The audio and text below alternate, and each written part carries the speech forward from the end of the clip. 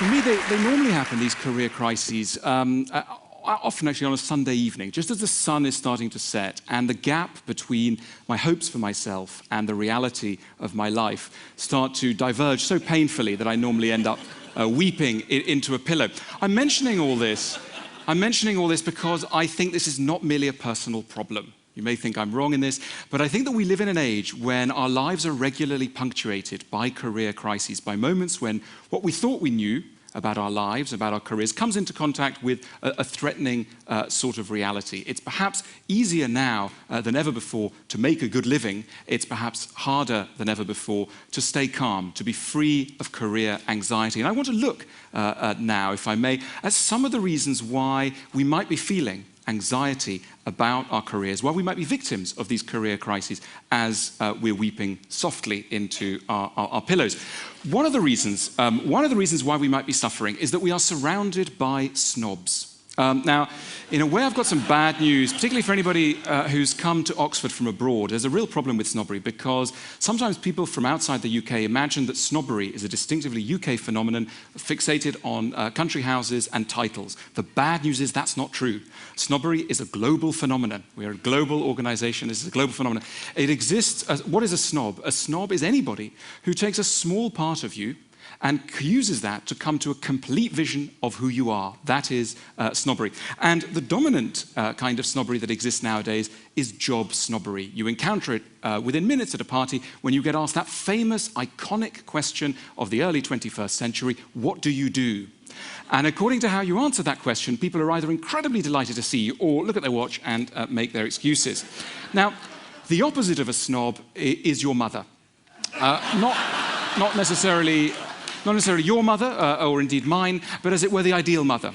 Somebody who doesn't care about your achievements. But unfortunately, most people are not our mothers. Most people make a strict correlation between how much time and, if you like, love, not romantic love, though that may be something, but love in general, respect, they are willing to accord us. That will be strictly defined by our position in the social hierarchy. And that's a lot of the reason why we care so much about our careers and indeed start caring so much about material goods. You know, we're often told that we live in very materialistic times, that we're all greedy people. I don't think we are particularly materialistic. I think we live in a society which has simply pegged certain emotional rewards to the acquisition of material goods. It's not the material goods we want, it's the rewards we want. And that's a new way of looking at luxury goods. The next time you see somebody driving a Ferrari, don't think this is somebody who's greedy. Think this is somebody who's incredibly vulnerable and in need of love. In other words, feel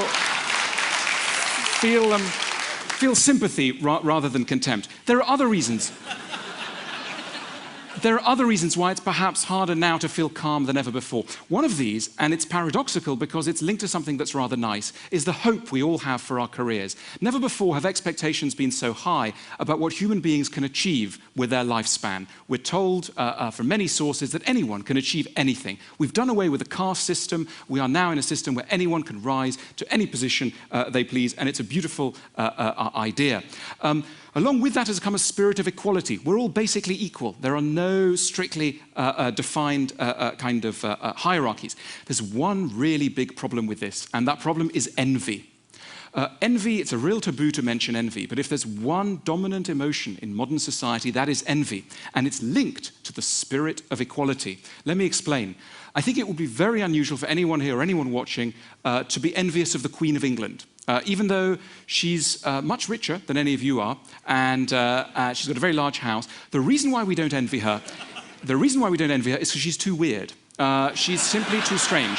We can't relate to her, she speaks in a funny way, she comes from a sort of odd place. So we can't relate to her. And when you can't relate to somebody, you don't envy them. The closer two people are in age, in background, in the process of identification, the more there's a danger of envy, which is incidentally why none of you should ever go to a school reunion, because there is no stronger reference point than people one was at school with. But the problem generally of modern society is that it turns the whole world into a school. Everybody's wearing jeans, everybody's the same, and yet they're not. So there's a spirit of equality inequality combined with deep inequalities, which can make for a very stressful situation. It's probably as unlikely that you would nowadays become as rich and famous as Bill Gates as it was unlikely in the 17th century that you would accede to the ranks of the French aristocracy.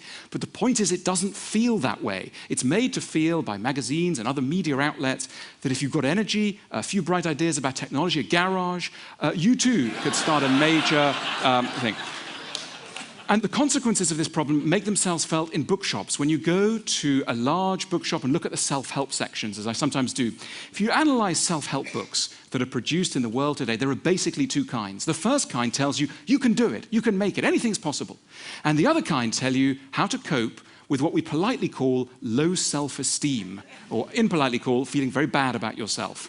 There's a real correlation between a society that tells people that they can do anything and the existence of low self-esteem. So that's another way in which something that's quite positive can have a nasty kickback. There's another reason why we might be feeling more anxious about our careers, about our status in the world today than ever before. And it's again linked to something nice. And that nice thing is called meritocracy. Now, everybody, all politicians on left and right, agree that meritocracy is a great thing, and we should all be trying to make our societies really, really meritocratic. In other words, what is a meritocratic society? A meritocratic society is one in which if you've got talent and energy and skill, you will get to the top. Nothing should hold you back. It's a beautiful idea. The problem is, if you really believe in a society where those who merit to get to the top, you'll also, by implication, and in a far more nasty way, believe in a society where those who deserve to get to the bottom also get to the bottom and stay there. In other words, your position in life comes to seem not accidental, but merited and deserved. And that makes failure seem much more crushing. You know, in the Middle Ages, in England, when you met a very poor person, that person would be described as an unfortunate. It's literally someone who had not been blessed by fortune, an unfortunate. Nowadays, particularly in the United States, if you meet someone at the bottom of society, they may unkindly be described as a loser. There's a real difference between an unfortunate and a loser, and that shows 400 years of evolution in society and our belief in who is responsible for our lives. It's no longer the gods, it's us. We're in the driving seat. That's exhilarating if you're doing well, and very crushing if you're not. It leads, in the worst cases, in the analysis of sociologists like Emil Durkheim, it leads to increased rates of suicide. There are more suicides in developed, individualistic countries than in any other part of the world. And some of the reason for that is that people take what happens to them extremely personally. They own their success, but they also own their failure. Is there any relief from some of these pressures that I've just been outlining? I think there is. I just want to turn to a few of them. Let's take meritocracy. This idea that everybody deserves to get where they get to. I think it's a crazy idea, completely crazy. I will support any politician of left and right with any halfway decent meritocratic idea. I'm a meritocrat in that sense. But I think it's insane to believe that we will ever make a society that is genuinely meritocratic. It's an impossible dream. The idea that we will make a society where literally everybody's graded, the good at the top and the bad at the bottom, and it's exactly done as it should be, is impossible. There are simply too many random factors, accidents of birth, accidents of things dropping on people's heads, illnesses, etc. We will never get to grade them, never get to grade people as they should. I'm drawn to a lovely quote by St. Augustine in The City of God, where he says, it's a sin to judge any man by his post. In modern English, that would mean it's a sin to come to any of you who you should talk to dependent on their business card. It's not the post that should count. And according to St. Augustine, it's only God who can really put everybody in their place, and he's going to do that on the day of judgment with angels and trumpets and the skies will open. Insane idea if you're a secular person like me, but something very valuable in that idea nevertheless. In other words, hold your horses when you're coming to judge people. You don't necessarily know what someone's true value is. That is an unknown part of them, and we shouldn't behave as though it is known. There's another source of solace and comfort for all this. When we think about failing in life, when we think about failure, one of the reasons why we fear failing is not just a loss of income, a loss of status. What we fear is the judgment and ridicule of others. And it exists. You know, the number one organ of ridicule nowadays is the newspaper. And if you open the newspaper on any day of the week, it's full of people who've messed up their lives. They've slept with the wrong person, they've taken the wrong substance, they've passed the wrong piece of legislation, whatever it is, and they're now fit for ridicule. In other words, They have failed and they are described as losers. Now, is there any alternative to this? I think the Western tradition shows us one glorious alternative, and that is tragedy.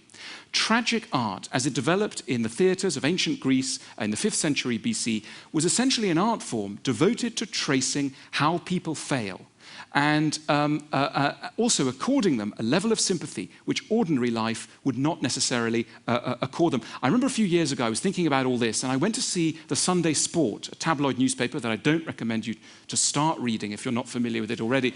And I went to talk to them about certain of the great tragedies of Western art, and I wanted to see how they would seize the bare bones of certain stories if they came in as a news item at the news desk on a Saturday afternoon. So I told them about Othello. They'd not heard of it, but they were fascinated by it. And I asked them to write the headline for the story of Othello. They came up with "Love-crazed immigrant kills senator's daughter," splashed across the headline. I gave them the plot line of Madame Bovary, again, in a book they were enchanted to discover, and they wrote "Shopaholic adulteress swallows arsenic after credit fraud." And then my favourite, and they really do have a kind of genius all of their own, these guys. My favourite, Sophocles' Oedipus the King, "Sex with mum was blinding." Anyway, but in a way, if you like, at one end of the spectrum of sympathy, you've got the tabloid newspaper. At the other end of the spectrum, you've got tragedy and tragic art. And I suppose I'm arguing that we should learn a little bit about what's happening in tragic art. It would be insane to call Hamlet a loser. He is not a loser, though he has lost. And I think that is the message of tragedy to us and why it's so very, very important, I think. The other thing about modern society and why it causes us anxiety is that we have nothing at its center that is non-human. We are the first society to be living in a world where we don't worship anything other than ourselves. We think very highly of ourselves, and so we should. We've put people on the moon, we've done all sorts of extraordinary things, and so we tend to worship ourselves. Our heroes are human heroes. That's a very new situation. Most other societies have had right at their center the worship of something transcendent, a god, a spirit, a natural force, the universe, whatever it is, something else that is being worshipped. We've slightly lost the habit of doing that, which is, I think, why we're particularly drawn to nature. Not for the sake of our health, though it's often presented that way, but because it's an escape from the human anthill. It's an escape from our own competition and our own dramas. And that's why we enjoy looking at glaciers and oceans and contemplating the earth from outside its perimeters, etc. We like to feel in contact with something that is non-human and that is so deeply important to us. What I think I've been talking about really is success and failure. And one of the interesting things about success is that we think we know what it means. If I said to you that there's somebody behind the screen who's very, very successful, certain ideas would immediately come to mind. You would think that person might have made a lot of money, achieved renown in some field. My own theory of success, and I'm somebody who's very interested in success, I really want to be successful. I'm always thinking, how can I be more successful? But as I get older, I'm also very nuanced about what that word success might mean. Here's an insight that I've had about success. You can't be successful at everything. We hear a lot about talk about work-life balance nonsense. You can't have it all. You can't. So any vision of success has to admit what it's losing out on, where the element of loss is. And I think any wise life will accept, as I say, that there is going to be an element where we're not succeeding. And the thing about a successful life is that a lot of the time our ideas of what it would mean to live successfully are not our own. They're sucked in from other people, chiefly if you're a man, your father, and if you're a woman, your mother. Psychoanalysis has been drumming home this message for about 80 years. No one's quite listening hard enough, but I very much believe that that's true. And we also suck in messages from everything from the television to advertising to marketing, etc. These are hugely powerful forces that define what we want and how we view ourselves. When we're told that banking is a very respectable profession, a lot of us want to go into banking. When banking is no longer so respectable, we lose interest in banking. We are highly open to suggestion. So what I want to argue for is not that we should give up on our ideas of success, but we should make sure that they are our own. We should focus in on our ideas and make sure that we own them, that we are truly the authors of our own ambitions. Because it's bad enough not getting what you want, but it's even worse to have an idea of what it is you want and find out at the end of the journey that it isn't in fact what you wanted all along. So I'm going to end it there, but what I really want to stress is, by all means, success, yes, but let's accept the strangeness of some of our ideas. Let's probe away at our notions of success. Let's make sure our ideas of success are truly our own. Thank you very much.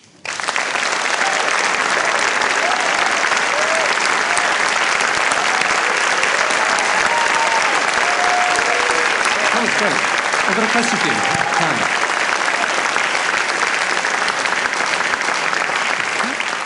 That was fascinating. But how do you reconcile this idea of someone being bad to think of someone as a loser with the idea that a lot of people like of, seizing control of your life, and that a society that encourages that perhaps has to have some winners and losers?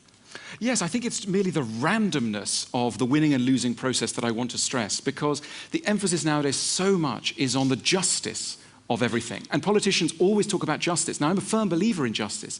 I just think that it's impossible. So we should do everything we can.